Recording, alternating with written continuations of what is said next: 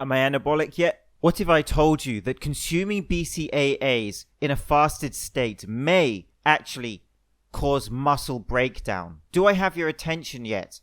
What if I told you that a vast majority of fitness YouTubers completely misunderstand the concepts of anabolism and catabolism? Anabolism refers to the building up of molecules. So this could be the increase in muscle mass.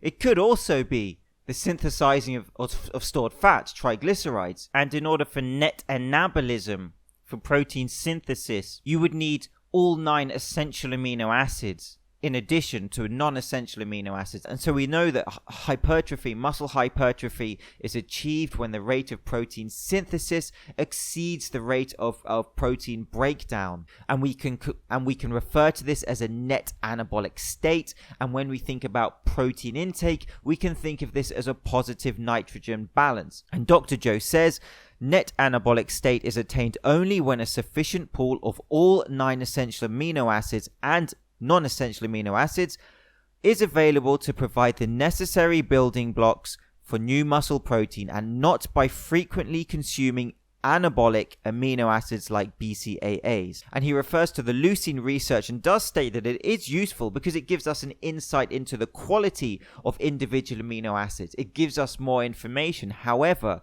when we look at this whole muscle building process as a whole, without a sufficient dietary EAA provision, a net anabolic state to facilitate muscle growth would be difficult to achieve, regardless of whether BCAAs are consumed abundantly. And so branched chain amino acids, in my opinion, are another example of where research has been miscommunicated to you, and where the theoretical mechanisms or findings of a piece of research do not actually apply to practical supplementation. And in particular, it is the research into the branched chain amino acids leucine which has become the catalyst for these BCAA supplements, where in actual fact you'll find out through this video that leucine and BCAAs in isolation are not anabolic. And so this video is my unfiltered opinion based on further research that I've looked into since my last video on BCAAs, and sponsored by the Shackles of Freedom, knowing that this face is never going to be asked to be on a supplement line. And in before the ridiculous nonsense, you can take whatever supplement you like. You can spend your money on whatever you like. The purpose of this video is to make sure that you know why you are buying these supplements. And so there are 9 essential amino acids, and these are amino acids that we have to take in through food sources. Amino acids are the building blocks of protein. Now there are a debated 20 to 22 proteinogenic amino acids, and depending on the order in which they're chained together, amino acids can make certain proteins within the body. Now remember, not all proteins in the body are muscle tissue. There are many forms of protein within the body. I have made a video on protein synthesis explaining the transcription and translation of amino acids from DNA code and how they are strung together in the ribosome to make proteins. And so I made quite a balanced BCAA video before, and really what I was doing in that video was projecting ideas from Dr. Brad Schoenfeld. And so a brief summary of that video for those of you who've not seen it. Dr. Schoenfeld states that it's important to look at the nuances of studies, not to just blindly accept them at face value. A lot of research into BCAAs were done on untrained people, which can vastly skew results. Some research has been done on animals, which does show promise into BCAAs. However, this is where the supplement industry has extrapolated these findings. For example, from Buse 1981, finding that BCAAs may be the rate limiting factor in protein synthesis in rats, and it is leucine which is the real smoking gun for BCAA supplementation. We have the 3 BCAAs, isoleucine, leucine, and valine, and it's leucine which has really been extrapolated to be powerful for building muscle, because it's been found to be a precursor for muscle protein synthesis, which is an extremely significant finding. And so I finished the video by saying you can take BCAAs if you want to cover all your bases, but of course it's important to understand that you do need a full range of essential amino acids for effective protein synthesis, which you can take from food. And I do like the food first approach when it comes to protein intake. And also I explained that protein intake is a cumulative process throughout a day, And that is what you should focus on. Jackman et al. 2017 gave 5.6 grams of BCAA to male subjects. And if we compare this study to Whittard et al. 2014, we can find that who gave 20 grams of whey protein to their participants. And if we compare these two studies, we can see that the BCAA study, the protein synthesis was only 22% of what the whey protein group had in the other study. And of course, it can be problematic to directly compare studies. I understand that. But this does suggest that BCAA supplementation in isolation is suboptimal to consuming protein sources which contain all 9 essential amino acids. And of course, those 9 essential amino acids contain the 3 branch chain amino acids. Now, this puts a massive hole in the rationale for using BCAA supplements, because most likely you will be getting BCAAs through your food. And here is a table which shows the BCAA quantity in several of the foods you eat. And so most likely, if you are consuming adequate amounts of protein throughout the day, then BCAAs will already be in your diet and you wouldn't need to specifically supplement them.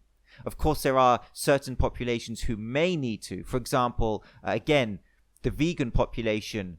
But again, that's supplementation specific to certain people, and that's not how it's being marketed to you in the mainstream fitness industry. It's being marketed to you as a specific anabolic amino acid that you should supplement with. But in my first video, I did not address a fasted state, so specifically in this video, some of you may say, well, actually, the reason BCAAs are so powerful is because if you are in a fasted state, they help you to maintain this anabolic state so you're not losing your muscle mass. And actually, there is research which suggests that taking BCAAs whilst in a fasted state may break down muscle mass. And Wolf et al. 2017 conclude that if only 3 EAAs are consumed, as is the case with the consumption of BCAAs, then protein breakdown is the only source of the remaining essential amino acids required as precursors for the muscle protein synthesis.